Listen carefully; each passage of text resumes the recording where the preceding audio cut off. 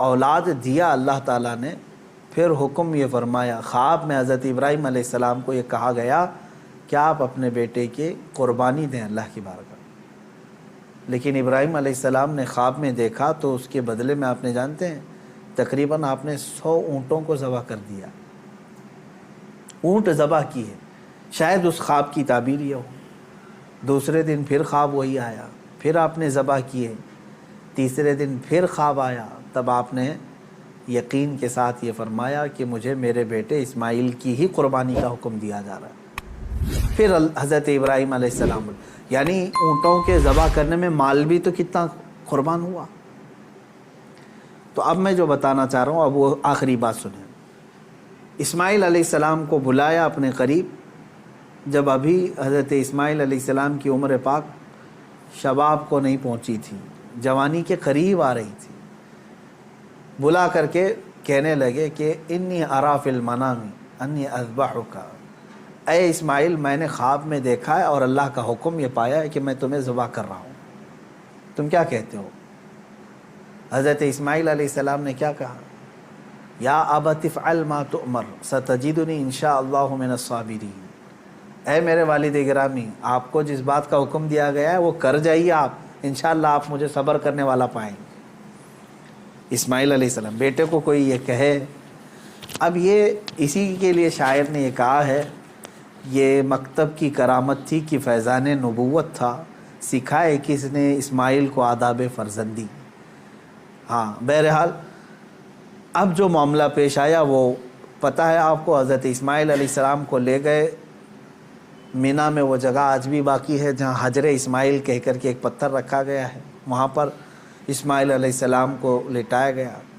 ابراہیم علیہ السلام نے اپنی آنکھوں پر پٹی باندھ دی، ان کے ہاتھ پیر کو باندھ دیا، اور اس کے بعد تیز چاقو سے ان کے گردن پر چھری چلائی، لیکن چھری نہ چلی۔ روایات یہ بتاتی ہیں کہ آپ نے اس چھری کو پتھر پر مارا، پتھر 2 ٹکڑے ہو گیا، کٹ گیا، لیکن نرم و نازک گلا نہیں کٹا، 2 مرتبہ نہیں کٹا۔ تیسری مرتبہ آپ نے زور سے چلایا تو کٹ گیا مگر گلا نہیں۔ اللہ تبارک و تعالیٰ کے حکم سے جبرائیل علیہ السلام ایک دمبا جنت سے لے آئے اور اسماعیل علیہ السلام کو وہاں سے ہٹا کر کے دمبا رکھا، دمبا ذبح ہو گیا۔ اسماعیل علیہ السلام کھڑے رہے۔ ابراہیم علیہ السلام جب ذبح کر چکے تو اپنی آنکھوں سے پٹی ہٹا کر کے آپ اللہ کا شکر ادا کر رہے تھے کہ اے مولا تیرا جو حکم تھا وہ میں نے مکمل کر دیا۔ تو جب آپ نے پٹی ہٹا کر کے دیکھی تو بکرا ذبح ہے اور اسماعیل علیہ السلام سلامت ہے، تو رب تبارک و تعالیٰ نے یوں ارشاد فرمایا، قد صدقت الرؤیا یا ابراہیم، اے ابراہیم تو نے ہمارے بتائے ہوئے خواب کو سچ کر دکھایا۔ وَنَادَيْنَاهُ بِذِبْحٍ عَظِيمٍ، ہم نے اسماعیل کو ذبح عظیم کے نام سے پکارا۔ اللہ تعالیٰ نے فرمایا، اللہ تبارک و تعالیٰ یہ امتحان لے رہا تھا۔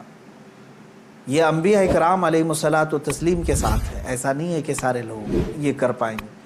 وہ اس درجے کے ایمان والے تھے، ان کو اسی انداز سے امتحان لیا گیا۔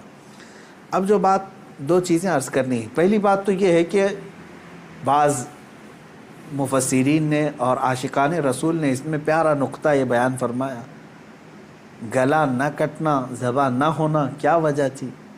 تو فرمایا گیا اس لیے کہ اسماعیل علیہ السلام کی پیشانی میں نور محمدی تھا۔